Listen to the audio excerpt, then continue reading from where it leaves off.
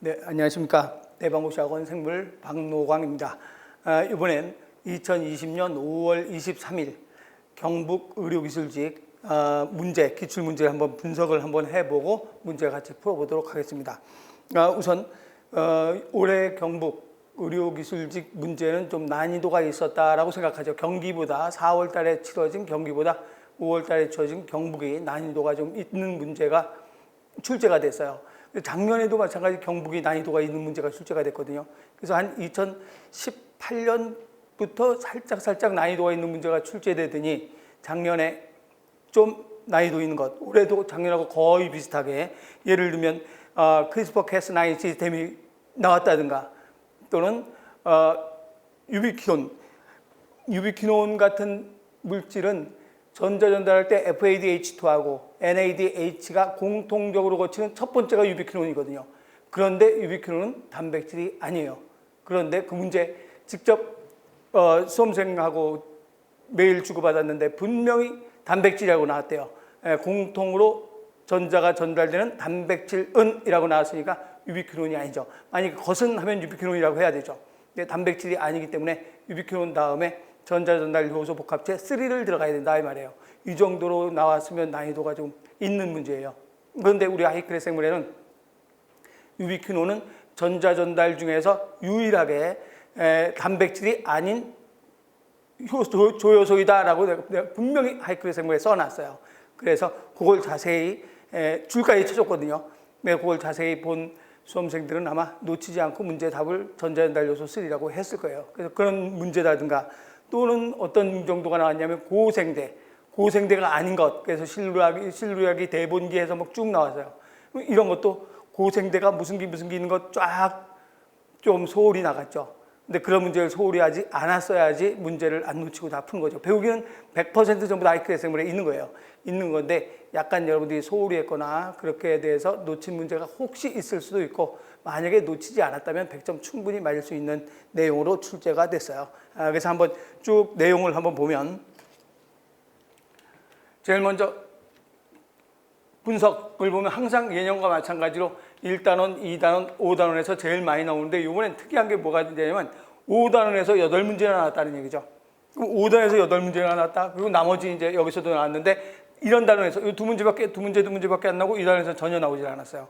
그런데 19년도에는 유전학에서 8문제가 나왔어요. 유전학에서 2019년도에 유전학이 아니고 분자와 세포구나. 분자와 세포에서 8문제가 나온 거죠. 이렇게 출제가 돼서 어느 한 곳에 편중돼서 출제되는 경우가 이따금 이렇게 있어요. 그런데 또 2017년도에는 여기서 2문제, 여기서 3문제. 그래서 합해서 5문제나 여기서 출제가 됐어요. 근데 여기는 전혀 출제가 안 됐죠. 그래서 이 단원 중에서 어떤 단원을 소홀히 하고 소홀히 하지 않고 하면 안 된다는 얘기예요. 어떨 때 여기서 이렇게 많이 출제가 되고 출제가 안 됐으니까 여긴 거의 뭐 출제가 안 되나 보다 했다가 이런 경우가 있어요. 그렇기 때문에 모든 단원을 골고루 공부를 해야 되겠다 이런 생각이 들죠. 그래서 우선 출제 문항은 이렇게 되고 그러면 한번 1번부터 한번 쭉 풀어나가는 방향으로 해나갑시다. 1번 문제 들어갑시다. 비극성 소수성 아미노산으로 옳게 연결된 것은 어떤 것인가? 그럼 비극성 소수성, 극성 친수성을 빼버리면 되죠. 우리가 외운 거는 뭘 외웠는가 하면 극성 친수성을 외웠지 비극성 소수성을 외우지 않았잖아요. 그러면 여기서 아스파산, 글루탐산 이거는 산성이죠. 산성이니까 무슨 전화를 띄고 있는가? 그러면 산성 아미노산 음전화 산성이죠. 그래서 요거는 안 되고 라이신, 아르진, 아히라 그러면 염기성, 양전화, 염기성 전화를 띄어 쓰고 있으니까 극성이죠. 또 세린, OH, 시스테인, SH 우리가 세트 다 했죠. 시스테인 이런 건 전부 다 극성이 되기 때문에 이건 안 되고 그래서 비극성 소수성은 요게 비극성 소수성이니까 비극성 소수성 아미노산으로 된 것은 어떤 것인가? 그러면 1번 이렇게 들어가야 되겠죠. 2번은 다음 연결이 옳은 것은 어떤 것인가 그랬어요. 세포 내부로 들어갈 수 없다. 세포 내부로 들어갈 수 없다는 얘기는 세포 내부로 인지질 있죠. 인지질 있고 그럼 세포 내부로 들어갈 수 없다. 그럼 무슨 성이겠어요? 그렇죠. 친수성이죠. 소수성인 건 일로 들어갈 수 있죠.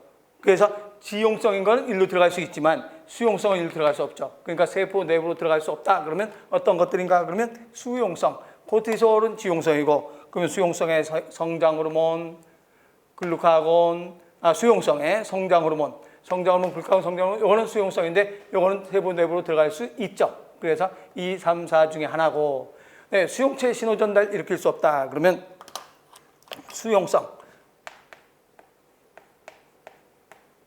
수용성 호르몬은 두 개 다 하죠. 신호 전달 경로를 일으키고, 또 단백질을 인산화시켜서 요게 핵으로 들어가서 전사인자를 활성화시키죠. 그런데 지용성 호르몬은 직접 무슨 인자로만 작용하는가? 전사인자로 작용하죠. 수용체하고 결합한 후에 전사인자로 작용하죠. 그러면 수용체 신호전달 경로를 일으킬 수 없다. 그러면 누가 없는가? 지용성. 수용성은 신호전달 경로를 일으키고 단백질 인산화를 활성화시켜서 전사인자를 활성화시키죠. 그런데 지용성은 수용체와 직접 결합해서 전사인자로만 작용하지 신호전달 경로를 일으키지 않지. 그래서 신호전달 경로를 일으킬 수 없다. 그러면 누가 있는가? 코티솔. 그래서 전부 다 해당되는 것은 어떤 것인가? 2번이 돼야 되겠죠. 그래서 우리 배울 때 수용성, 지용성 한 것 체크포인트에 내가 표시해 줬어요. 수용성은 신호전달 경로를 일으키거나 단백질 인산화시켜서 핵으로 들어가서 전사인자를 활성화시킨다. 그런데 이거는 지용성 호르몬은 수용체와 결합해서 직접 전사인자만 작용하고 신호전달 경로를 일으키지 않는다라고 설명한 것 있죠. 그래서 근데 실제로는 이렇게 간단하게 나오지 않았어요. 굉장히 말이 복잡한데 그 복잡한 걸 다 하려니까 복원이 잘 안 되는 거야. 그래서 내가 간단하게 이렇게 표로 작성한 거예요. 그러니까 그래서 여기에 뭐라고 써있는가? 변형이라고 써있죠. 그래서 혹시 시험 보건 선생님들 중에서 시험 본 거하고 좀 다른 건데 같은데 라고 하지 말고 그냥 여러분한테 이런 문제가 나올 수 있다는 걸 내가 설명하려고 문제 집어넣은 거예요. 그래서 약간 변형시켜서 문제를 만들어 놓은 거예요.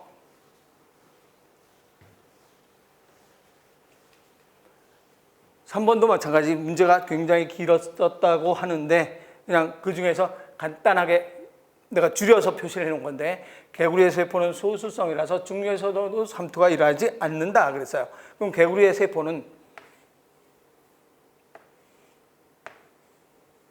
중류수에다 넣어도 삼투가 일어나지 않아. 왜 그런가? 소수성이니까 저장에서 오장으로 물이 들어갈 수가 없어.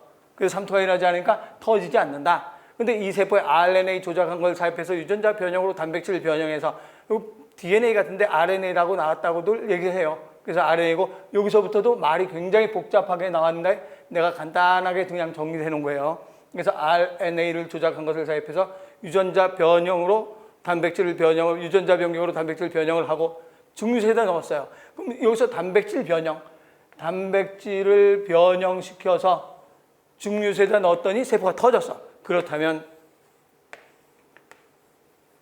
중류수에다 넣었는데 이 변형된 단백질이 중류수를 물 안으로 들어가도록 중류수가 세포 안으로 들어가도록 만들었으니까 터졌겠죠. 그렇다면 물을 삼투시키는 단백질이 있다. 그래서 그 물 삼투시키는 단백질 이거는 유명한 거죠. 뭐가 되는가? 아쿠아포린밖에 없죠. 그러니까 대략 이런 뜻을 알면 금방 아쿠아포린 찾을 수가 있죠. 그래서 아쿠아포린은 물을 삼투한다. 물의 삼투인데 이 물이 삼투하는 것 요거는 아쿠아포린에 의해서 삼투되면 무슨 확산이라고 할 수 있는가? 촉진 확산이라고 할 수도 있어요. 그래서 우리가 삼투하면 용매가 확산되는 게 삼투예요. 삼투도 확산의 일종이에요. 근데 아쿠아포린 통해서 이동되면 삼투라고 해도 되고 촉진 확산이라고 해도 된다 이 말이죠. 그다음 4번엔 이게 내가 처음에 도입 부분에서 얘기했던 제일 많이 이것도 많이 틀렸을 것 같아요. 미토콘드리아 세포에 없이 전자전역에서 NADH와 FADH2의 전자가 공통적으로 전자를 전달하는 가장 최초의 단백질은 어떤 것인가 그랬어요. 그럼 제일 먼저 전자전달 요소 복합체 1, 전자전달 요소 복합체 2, 유비퀴논, 전자전달 요소 복합체 3, 여기 사이토크롬 C가 있겠죠. B가 있겠죠. B. 그리고 사이토크롬 C가 있고 그다음에 사이토크롬 A가 3에 있죠. A와 A3. 그러면 전자가 전달될 때 NADH H에서 NAD로 되면서 전자가 전달돼서 유비퀴론으로 가죠. 그런 다음에 3로 해서 C로 해서 1, 2, 3, 3, 1, 2, 3, 4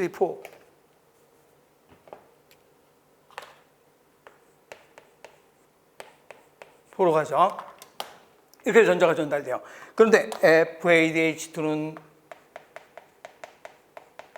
그래서 FAD로 되면서 전자가 나오죠. 그럼 이 전자는 유비퀴론으로 해서 똑같이 이동이 되죠. 그러면 그래서 세포 없이 NADH와 FADH2가 전자가 공통으로 전자 전달하는 가장 최초의 것이라고 나오면 유비퀴론이에요. 그런데 유비퀴론은 이 전자 전달 효소, 전자 전달계 중에서 유일하게 유비퀴론만 단백질이 아니다라고 얘기했어요.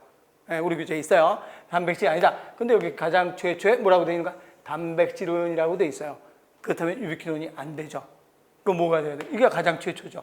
이렇게 가서 공통, 이렇게 가서 공통, 공통으로 전달되는 최초의 단백질. 그러면 전자전달 복합체 뭐가 되는가? 3가 돼야 된다가 되죠. 그래서 전자 운반체 3가 돼야 된다 이 소리예요. 그건 아주 가장 많이 틀릴 수 있었던 문제예요. 난이도가 있는 문제죠. 다음 5번은 초파리는 회색 눈이 검은 눈에 대해서 우성이고, 그러면 회색 눈이 우성이에요. 회색 눈이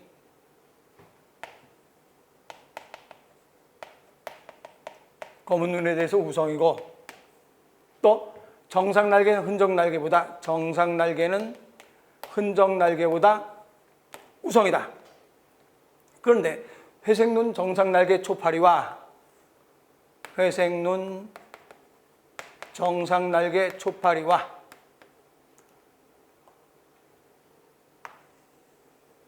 검은 눈 흔적 날개 초파리. 그러면 검은 눈 흔적 날개 초파리. 그러면 회색 눈 정상 날개 초파리 우성이라 그랬으니까 이걸 A로 하고 봅시다. A. 스몰 A, 라지 B, 스몰 B라고 합시다. 그럼 회색 눈 정상 날개. 그럼 회색 눈 정상 날개니까 라지 A, 라지 B와 검은 눈 흔적 날개. 그럼 검은 눈은 열성이죠. 스몰 A. 흔적 날개니까 스몰 B 열성이죠. 스몰 B. 여기 돼 있죠. 아하, 이거 무슨 교배시켰는가? 검정 교배시킨 걸 알 수 있죠. 검정 교배시킨 자손의 B는 생식세포의 분리비와 같다. 그래서 여기서 나온 생세포 뭐라 하는가? 회색눈 정상. 회색눈 정상이니까 라지 A, 라지 B. 또 회색눈 흔적. 회색눈 흔적이니까 라지 A, 스몰 B. 검은 눈 정상. 검은 눈 정상이니까 스몰 A, 라지 B. 검은 눈 흔적. 검은 눈 흔적이니까 스몰 A, 스몰 B. 이렇게 해서 생세포의 B하고 똑같으니까 검정 교배시킨 B는 자손의 B는 생세포의 B와 같다. 이게 얼마나 나왔는가? 995, 205, 203, 997. 205, 203, 997. 그러면 검정 교배에서 생긴 자손의 B는 생세포의 B하고 똑같으니까 교차율 구할 수 있죠. 교차율 그러면 전체 중에서 그럼 이거 다 더하면 얼마인가 그러면 2400 중에서 숫자가 적은 게 교차된 거죠. 그럼 전체 중에서 이거 다 더하면 2400이고 숫자가 적은 거니까 이게 교차된 것 408 곱하기 100 이렇게 계산하면 되죠. 약도 아니고 정확하게 떨어지죠. 17%. 그래서 교차 재조합 빈도, 즉 재조합 빈도란 말은 교차율은 얼마인가 그러면 17%가 교차율이다라고 얘기할 수 있죠. 어려운 거 아니죠? 이건 검정교배해서 나온 자손의 B는 생세포의 B와 같다는 것만 알면 금방 교차율 구할 수 있어요. 다음 리보솜에 대한 다음 설명 중에서 옳지 않은 것은 어떤 것인가? 리보솜은 자유리보솜은 어디에 있는가? 세포질에 있다. 맞죠? 부착리보솜은 어디에 있어요? 어려운 말 아니죠? 자율성은 세포질에 있어. 흩어져 있죠. 부착리보솜은 어디 있어요? 소포체에 있죠. 소포체에 있죠. 골지체에 골지체에 이쪽은 거친면 소포체가 있겠죠. 이쪽은 세포막이 있겠죠. 여기에 리보솜이 붙어 있을 리가 없죠. 네, 그래서 부착 리보솜 골지체 세포막에 붙어 있는 게 아니라 소포체에 붙어 있다라고 얘기해야 되죠. 그래서 2번이 잘못됐죠. 폴리솜은 원핵세포와 진핵세포에서 모두 나타난다. 우리 교재에 하이생물 교재 여기 보면 위에 있는 그림은 어떤 그림이 있는가 이렇게 돼서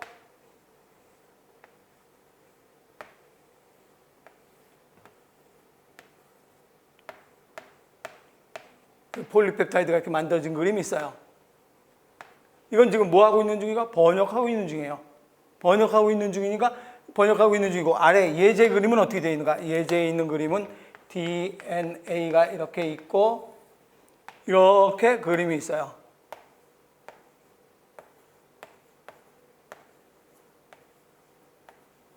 이런 그림이 있어. 기억나죠? 그럼 이거는 전사와 동시에 번역이라는 거잖아요. 전사와 동시에 번역이란다. 무슨 생물? 원핵. 원핵 생물은 핵이 없으니까 전사일하면서 바로 번역이 일어나죠. 근데 여기는 지금 DNA 안 보이잖아요. 그냥 번역이 일어나는 거죠. 이미 전사가 끝나고 나서 핵 바깥으로 나와서 번역만 일어나니까 이거는 진핵이에요. 그래서 폴리솜, 이것도 폴리솜이고 이것도 폴리솜이에요. 그럼 폴리솜은 진핵세포에도 당연히 일어나고 원핵세포도 당연히 일어나죠. 전사와 번역이 동시에 일어나니까. 그래서 원핵, 진핵과 원핵에 모두 일어난다. 맞는 말이죠. 그래서 잘못된 건 2번이 잘못된 것이 돼야 되죠. 그다음 7번은 유전자 코돈이 AAG가 UAG로 바뀌었어. 그럼 무슨 코돈인가? 종결 코돈이 온 거죠. 그럼 AAG가 UAG로 왔다 종결 코돈. 그럼 단백질 합성이 이건 계속 AAG 있으면 계속 단백질 합성이 일어날 텐데 종결 코돈으로 왔으니까 단백질 합성이 바로 종료되겠죠. 또 다른 아미노산이 만들어진다. 다른 아미노산이 아니라 다른 단백질이 만들어지겠죠. 아미노산이 이렇게 돼 있으면 쭉 해서 아미노산들이 만들어질 텐데 그래서 이제 뭐 예를 들어서 여기에 종결 코돈이 있다. 그럼 여기까지 해서 단백질이 만들어져서 이런 단백질이 만들어질 텐데 여기는 종결 이런 단백질이 만들어지죠. 다른 아미노산이 만들어지는 게 아니라 이거는 여기까지 해서 폴리펩타이드 단백질이 만들어지는데 이건 여기서 끝났으니까 다른 단백질이 만들어진다라고 해야 돼요. 아미노산이 만들어지는 거 아니에요. 아미노산이 결합을 못하는데 단백질이 만들어지죠. 또 합성된 단백질에는 영향을 미치는다. 합성된 단백질에 영향을 많이 미치죠. 짧은 단백질이 만들잖아요. 그래서 영향을 미치지 않는다. 틀렸고 또 mRNA부터 리보솜이 떨어져서 방출된다. 종결 코돈이 왔으니까 무슨 인자가 오는가? 방출인자. 방출인자가 오니까 떨어져 나가겠죠. 그래서 빨리 떨어져서 방출된다가 돼야 되죠. 그래서 기억 리을 번이 돼야 되겠죠. 이해가 됐죠? 그래서 다른 단백질이지 다른 아미노산이라고 하면 안 돼요. 아미노산이 모두 있는데 정지가 됐는데 그래서 다른 단백질이 합성된다. 정상보다 짧은 단백질이 합성된다가 돼야 되겠죠. 다음 초파리의 체절 형성. 초파리의 체절 형성 과정을 순서대로 나타내는 것은 어떤 것인가? 그러면 제일 먼저 무슨 영양 유전자가 작용하는가? 목의 영양 유전자가 작용을 하겠죠. 그럼 이 목의 영양 유전자는 뭐가 되는가 하면 무슨 RNA와 그렇죠? 나노스, RNA 이런 RNA들이 작용을 하겠죠. 그럼 나노스 RNA가 작용하고 바이코이드 RNA가 작용하겠죠. 그래서 나노스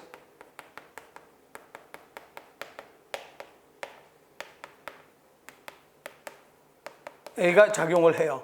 그런 다음에 두 번째는 뭐가 돼야 되는가? 그러면 체절 형성 유전자가 작용하죠. 체절 형성 유전자에 세 가지가 있죠. 세 가지가 있는가? 체절 형성 유전자에는 제일 먼저 간극 유전자, 몇몇 넓은 영역을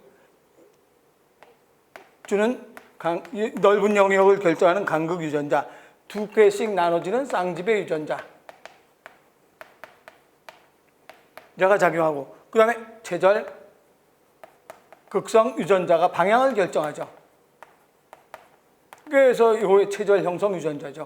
그래서 이런 것들의 밀도 차이에 의해서 이제 무슨 유전자가 작용하는가? 호메오 유전자가 작용을 하겠죠. 그럼 제일 먼저 목의 영양 유전자, 그래서 머리와 꼬리를 결정한다. 그럼 난자에서 발견된 RNA, 나노스 RNA, 다이코이드 RNA는 수정 후 머리와 꼬리로 낼 부분을 결정하게 된다. 이게 제일 먼저죠. 두 번째는 누가 작용하는가? 간극 유전자가 작용하죠. 간극 유전자가 몇몇 넓은 영역을 결정한다. 쌍집의 유전자는 없네요. 그럼 체절 형성 유전자, 요 체절 극성 유전자인데 요 극성이 빠졌네요. 체절 극성 유전자가 각 체절의 경계와 앞뒤의 방향을 결정한다. 체절 극성이에요. 극성. 체절 극성 유전자가 각 체절의 경계와 앞뒤의 방향을 결정한다. 이렇게 해서 형성이 되고 나면 맨 마지막에 호메오 유전자가 머리에선 더듬이가 나오고 가슴에선 다리가 나오도록 만든다 해야 되겠죠. 순서는 리을, 니은, 디귿, 기억. 리을, 니은, 디귿, 기억 3번 되겠네요.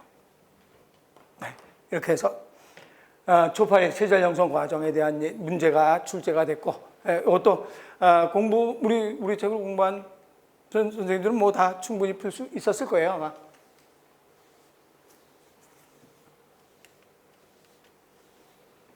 다음 중에서 고생대. 이게 아주 지엽적인 거죠. 거의 고생대, 그럼 뭐 이렇게 넘어갔을 거예요. 그냥 이거 고생대가 있구나 정도 넘어갔을 텐데. 그런데 여기 트라이아이스기, 요거 트라이아이스기, 쥐라기, 백악기, 요게 중생대. 이거 거의 대부분 다 알잖아요. 중생대, 트라이아이스기, 쥐라기, 백악기. 알기 때문에 아마 바로 답으로 나왔을 거예요.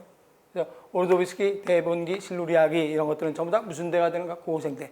그래서 참고로 이 기회에 따라서 고생대도 웬만하면 순서대로 캄브리아기부터 캄브리아기,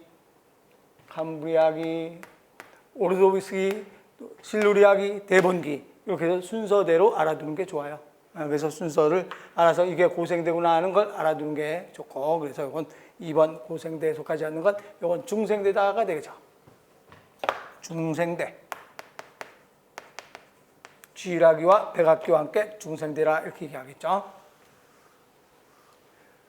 암말과 수당락이 교배 시 태어난 노새는 정상적인 자손 생성할 수 없다. 우리 이거 수업 시간에 어떻게 설명했냐면 암말 있고 수당락이가 있다. 그럼 염색체 수가 달라. 그런데 예를 들어 암말 염색체 수는 이렇게 돼 있다고 쳐요. 수당락이 염색체 이렇게 있다고 쳐요. 나머지 이제 굉장히 많은데 몇 개 있나? 64개. 또 이것도 굉장히 많은데 62개. 감수 분열해서 그럼 64개니까 32개가 나오겠죠. 둘 중에 하나. 이렇게 32개 나왔어. 여기도 62개니까 31개가 나오겠죠. 둘 중에 하나. 상동 중에 하나. 그래서 둘이 수정을 했어요. 수정을 하고 나면 요 그림 생각나죠? 수업 시간에 이렇게 그려졌잖아요. 그러면 여러분 63개인데 상동이 없잖아. 앞말에 염색체가 이렇게 생겼고 수정이 이렇게 생겼기 때문에 여기서 나온 정자와 난자와 정자가 수정을 해서 여기서 난자고 여긴 정자겠죠. 수정해서 수정난 하면 상동 염색체 없잖아요. 감수 분열시 짝을 이루지 못하지. 무슨 분열시? 감수 1분열시 짝을 이루지 못한다. 한마디로 몇가 염색체를 만들지 못하는가? 2가 염색체를 만들 수가 없다. 그래서 노새는 생식 능력이 없다라고 얘기하는 거죠. 그래서 노새는 정상적인 사존을 생산할 수 없기 때문에 불임이 된다. 그 이유는 감수 분열시 짝을 이루지 못하기 때문이다. 홀수라도 자손 만들 수 있어요, 없어요? 있죠. X5형 같으면 수컷은 홀수고 암컷이 XX가 되죠. 그래서 X5형 같으면 이배체의 경우 홀수라도 정자 난자 생세포 만들어요. EA 플러스 XO. 그럼 여기서 나온 정자는 A 플러스 X고 A. 그것도 기억나죠? 그래서 홀수라도 생세포 만들 수 있다. 또 유사분열은 해요, 안 해요? 유사분열은 상동염색체와 관계없기 때문에 유사분열은 일어나요. 유사분열이 일어나니까 수정란이 2세포기, 4세포기, 8세포기 발생이라서 노쇠까지 됐잖아요. 그래서 노쇠가 유사분열이 일어나요. 꼭 감수 2분열, 감수 1분열이 짝을 이루지 못하니까 감수 2분열은 당연히 일어나지 않죠. 그래서 그 이후로 옳은 것은 3번 돼야 되겠죠.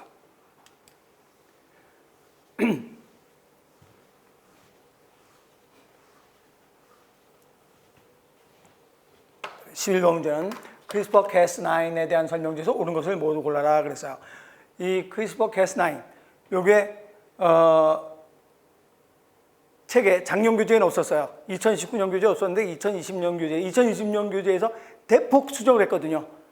문제가 계속 어려워지기 때문에 캠벨 생명과학에 있는 거의 모든 내용을 2020년도 교재에는 다 넣었어요. 생물에 넣었는데 크리스퍼 캐스9 시스템 정도까지야 나오겠느냐 이렇게 전공으로 들어가서 최근에 이제 계속 부각되고 있는 건데 나오겠느냐 했는데 박태환 교수가 꼭 이건 책에다 넣으라고 해갖고 넣었더니 바로 적중을 했죠. 그래서 하이케 생물에도 들어가 있고 내가 혹시 몰라서 모의고사 문제 2020 동영 모의고사 문제 4회 13번에서 다시 한번 자세하게 설명했어요. 그래서 이때 좀 간단하게 설명했고 4회 13번에서 더 자세하게 설명을 해서 그 정도의 모의고사 문제까지 설명 들었으면 아마 충분히 풀 수 있을 거예요. 이 크리스퍼 캐스9 시스템 이건 뭘 얘기하는가요? 그러면 우리가 예를 들어서 제한 요소로 자른다. GAC, GTC,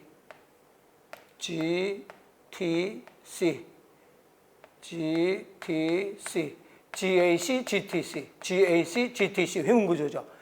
이런 6개의 염기를 인식하는 회문구조 인식하는 제한 요소다. 그럼 이걸 자르려면 얼마 만에 한 번씩 잘라낼 수 있다고 했어요. 이걸 이 사이에 잘라서 이렇게 자르려면 몇 개의 염기가 올 때마다 한 번씩 잘라줄 수 있는가? 그러면 여기 올 수 있는 거 몇 개 중에 하나예요. 네, 4개 중에 하나 오죠. 그냥 4개라고 할까요? 4개 중에 하나. 4개 중에 하나. 여기 올 수 있는 것도, 여기에 A가 오는 것도 아데닌, 과인, 사이토신, 티민 중에 하나죠. 여기에 사이토신 오는 것도 아데닌, 과인, 사이토신, 티민 중에 하나. 이건 우리 문제 풀이에서도 했으니까 금방 알아들 거예요. 여기에 구안유 올 수 있는 것도 4분의 1. 여기에 티민이 올 수 있는 것도 4분의 1. 여기에 사이토신이 오려면 4분의 1. 그래서 4분의 1에 6승이 되죠. 그러면 몇 번에 한 번씩 올 수 있는 확률이 되는가? 4096분의 1만큼의 한 번씩 올 수가 있어요. 그러니까 염기가 평균 4096개 중에서 한 번 이런 자리가 오겠죠.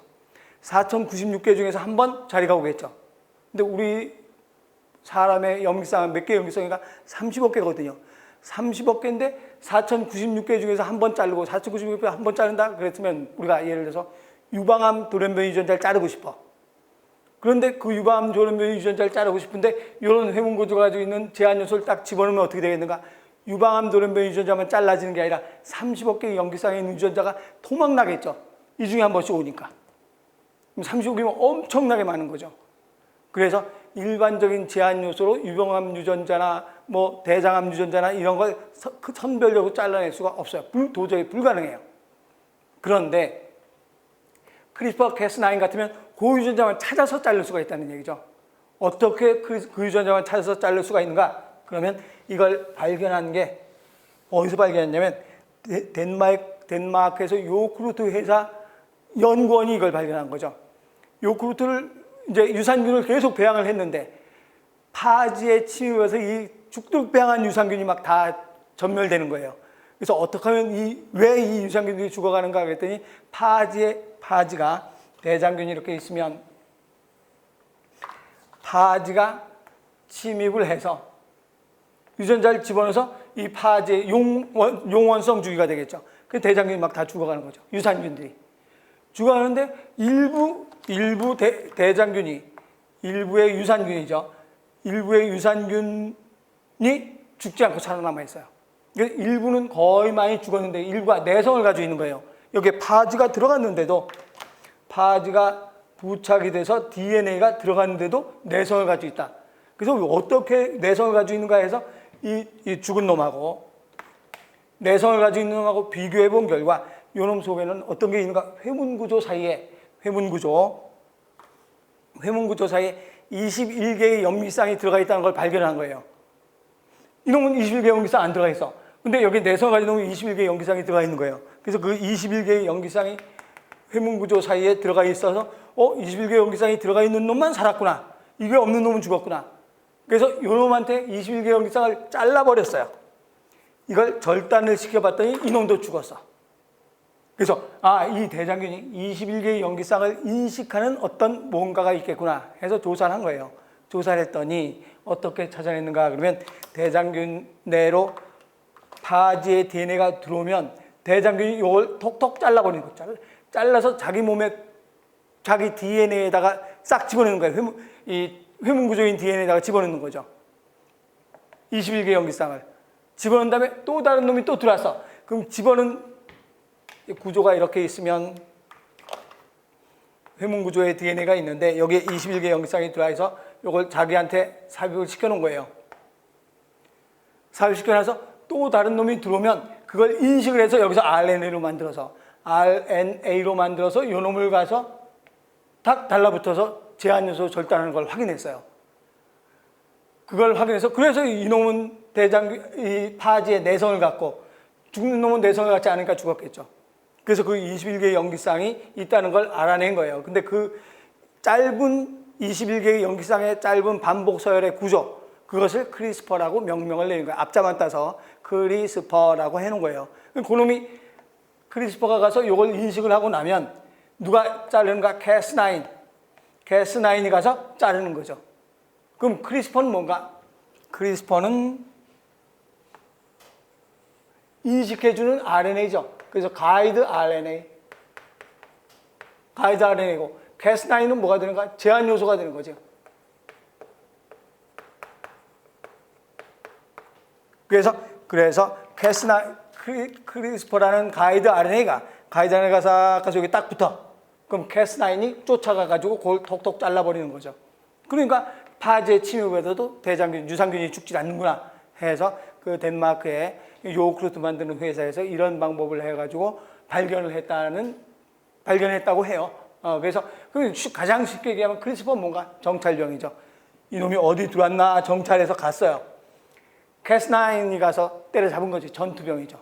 그래서 이놈이 정찰해놓고 이놈이 전투병이 가서 때려잡았다라고 해서 크리스퍼 캐스9이라고 모의고사에서 제가 설명을 했어요. 그래서 모의고사 문제 풀이할 때 크리스퍼 캐스9에 대해서 정찰병 또 전투병이라고 해서 설명을 했는데 그거 알고 나면 여러분들이 충분히 풀 수 있죠. 기억번 크리스퍼 캐스9은 외부에서 침투한 파지의 내성 있는 원핵생물에서 발견됐다. 외부에서 침투한 파지의 내성 있는 대장균에서 발견된 거죠. 이렇게 했으면 아까 같이 제한요소로 자르면 6개 염기쌍을 인식하는 제한요소 4096배마다 한 번씩 인식을 할 거 아니에요. 그럼 유방암 유전자 한 번 자르려다가 내 몸에 있는 온몸의 유전자를 다 자를 수 있지. 그런데 이렇게 되면 딱 내가 필요하는 유전자만 딱 자를 수 있죠. 정찰병이 있으니까. 이 21개 유전자 대신 이제 다른 유전자로 대체하는 거죠. 대체하면 그 정찰병에 의해서 요놈이 유방암 유전자구나, 유방암 유전자만 찾아갔지.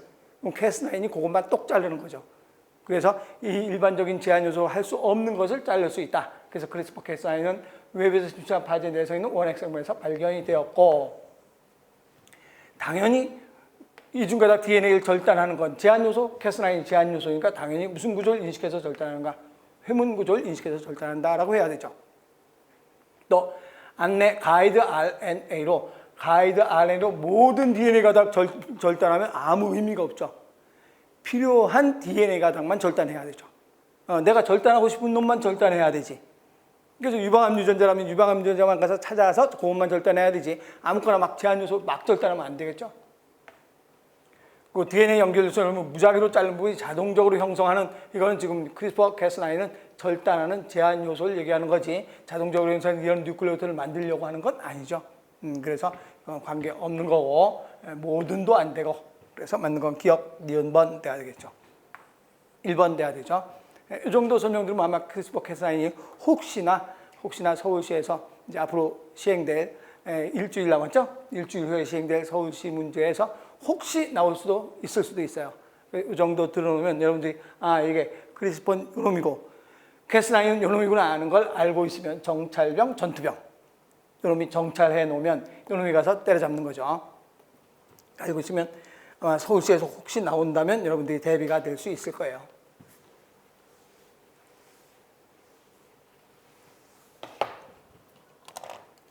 다음 생물 중에서 진핵생물, 이건 어려운 거 아니죠? 진핵생물 하면 이건 세균, 원핵 생물.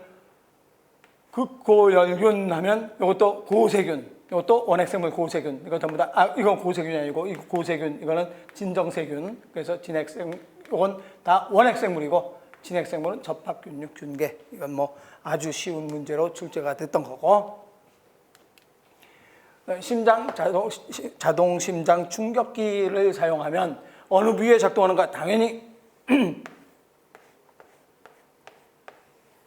제일 먼저 무슨 결절에서? 그렇죠. 여기 동반결절. 여기 이제 제일 명령을 내리는 부분이죠. 자동성.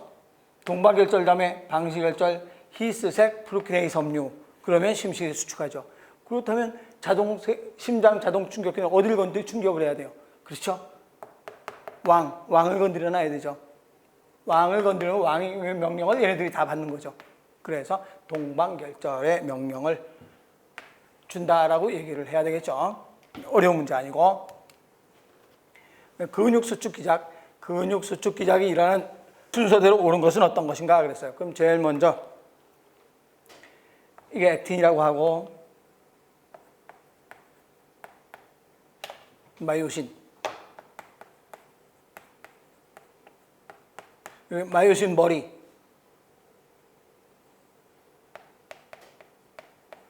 ATP와 결합하고 있을 땐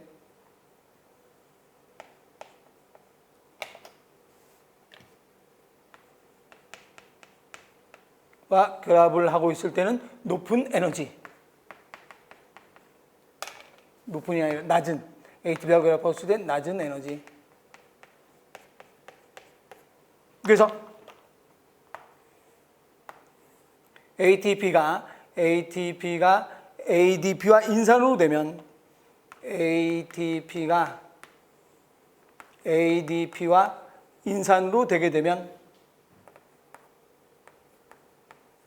그 에너지를 받아가지고 높은 에너지가 되죠. ATP가 ADP 인산 에너지, 그러니까 에너지 받았으니까 높은 에너지가 되죠. 그래서 높은 에너지.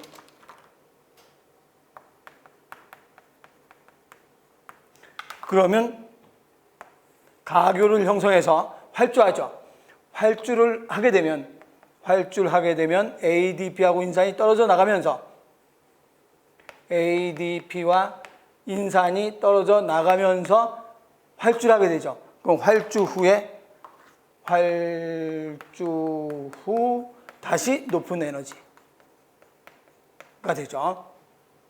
이러기 전에 어떻게 해야 액틴 머리가 마이오신 머리가 액틴과 결합을 할 수 있는가? 그거는 이거 이전에 어떤 일이 먼저 일어나야 되는가? 그러면 칼슘이 트로포닌과 결합하면 트로포 마이오신을 액틴 섬유에 있는 결합부에 멀어지도록 해서 마이오신 머리 결합 부위를 노출을 먼저 시켜야 되겠죠.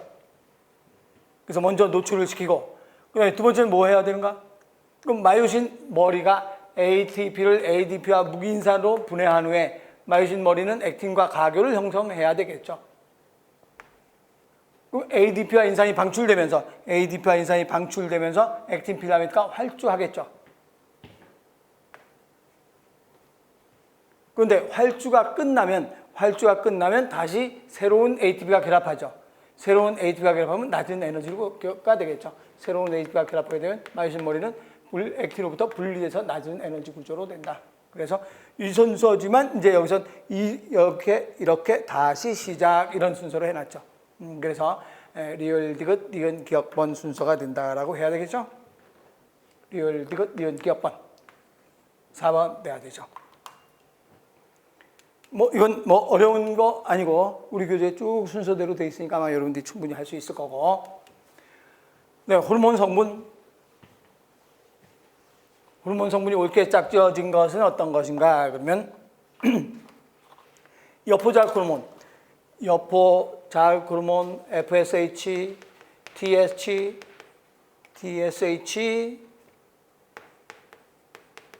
LH, 이거는 무슨 계 호르몬이 되는가? 그러면 이건 당단백질이죠. 당단백질. 아민계가 아니고 당단백질. 에피네프린, 그러면 에피네프린, TML 하면 뭐가 되는가? 아민계 호르몬이죠. 그래서 아민계. 호르몬의 성분 잘못된 것. 요 좀 잘못됐구나. 그죠? 오타가 났네요. 요게 뭐라고 돼 있는가 그러면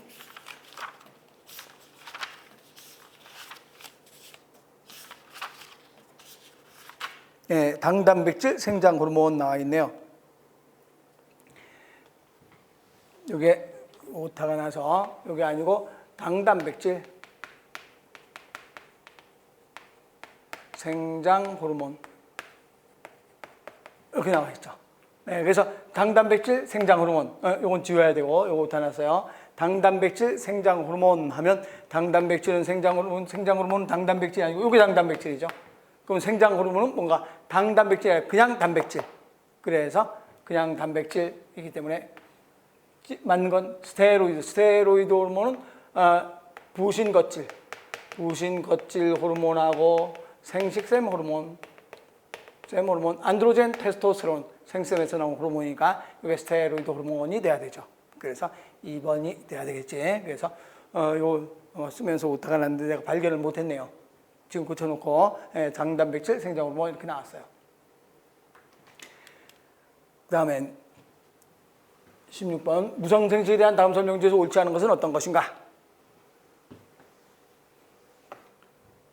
그러면 출하법의 대표적인 게 효모 같으면 이렇게 해서 혹이 돋아서 이게 점점점 커지면서 떨어져서 또 하나의 새로운 효모가 나오죠. 그러면 출하법은 세포 내부로 함입되는 거 아니죠. 세포 외부로 돌출되어 해야 되죠. 돌출돼서 세포 외부로 돌출돼서 새로운 혹으로 만들어지면서 개체가 형성된다 해야 되기 때문에 출하법 이거 틀렸지. 이분법 하나의 형태가 동일한 형태와 기능을 가진 두 개의 세포로 나뉜다. 이분법이니까 똑같은 세포가 두 개로 나눠지죠. 그래서 맞고. 3번 포자법은 몸의 일부에서 세포 분열 중에서 형성된 포자가 떨어져 나오며 분열해서 새로운 개체로 형성된다. 맞죠? 다음 법 여러 개로 분열하는 거죠. 한 개가 동시에 여러 개의 세포로 분리돼서 생긴 분열소체. 하나의 세포가 여러 개로 분열된 걸 분열소체라 그래요.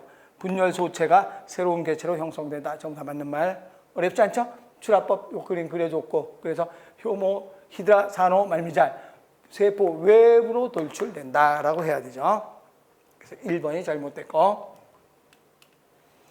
여성의 생식 주기로 옳지 않은 것은 어떤 것인가? 배란 후에 황체가 되면 황체에서는 에스트로겐과 프로게스테론 황체에서 프로게스테론만 분비하는 게 아니라 이거 같이 분비한다고 이렇게 설명했죠. 그래서 배란 후에 황체에서 에스트로겐, 프로게스테론 전부 다 분비한다. 배란 직전 FSH, LH 분비가 최도된다. 배란 직전은 뭐가 제일 최대로 돼요? 그렇죠. 배란 직전은 에스트로겐이 최대로 되죠. 그랬다가 12일 되는 날 에스트로겐이 최대가 됐다가 그 다음에 13일째 되는 날 FSH와 LH가 최대가 되죠.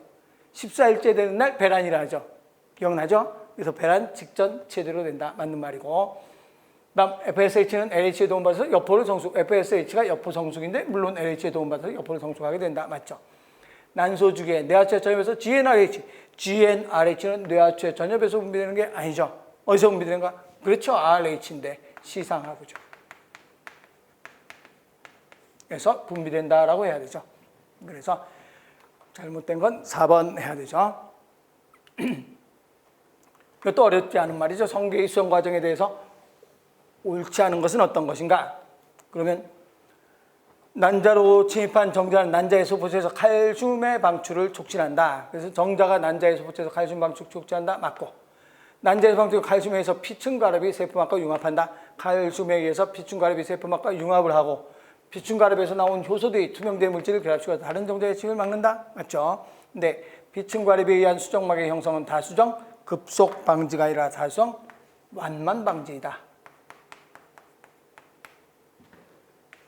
다수정 급속 방지, 다수정 완만 방지가 되고 다수정 급속 방지는 정자가 침입한 후에 바로 나트륨 이온에 나트륨 통로가 열리죠. 나트륨 통로가 열리면서 다수정 급속 방지를 일으키죠. 그래서 다수정 급속 방지는 나트륨 통로가 열리면서 일하는 거고 이건 다수정 완만 방지이다. 어려운 말 아니고 양서류의 나날에 대해서 옳지 않은 것은 어떤 것인가 그랬어요. 우리가 수정란이 2세포기, 4세포기, 8세포기 이거는 등할. 양분이 골고루 있어서 난황이 골고루 있는 알. 그래서 똑같은 난할한다. 그래서 등할. 성계포유.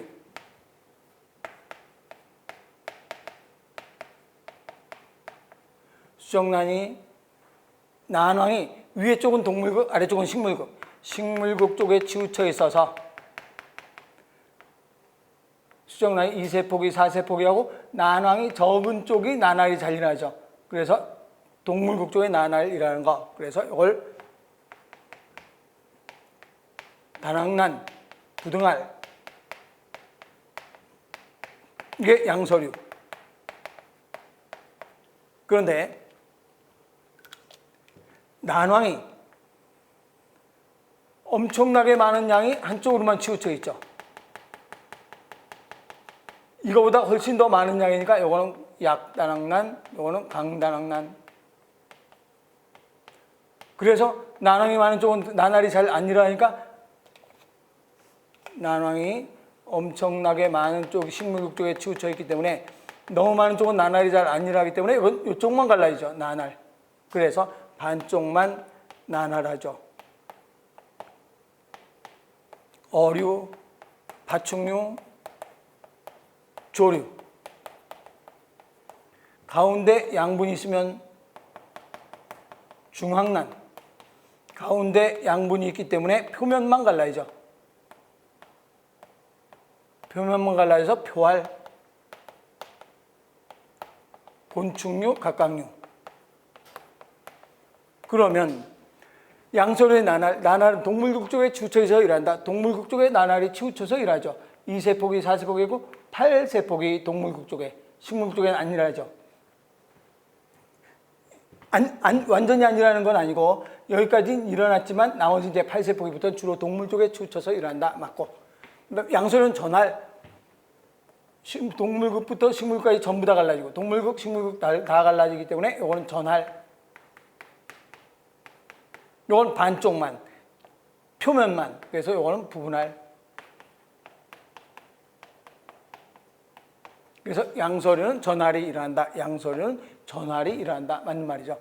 극체가 형성돼서 나오는 부위를, 여기 극체가 형성돼서 나오는 부위를 동물극이라고 한다. 맞죠? 근데 난황이 많은 쪽은 동물극, 난황이 양서류의 경우 난황이 많은 쪽 아래쪽에 많죠.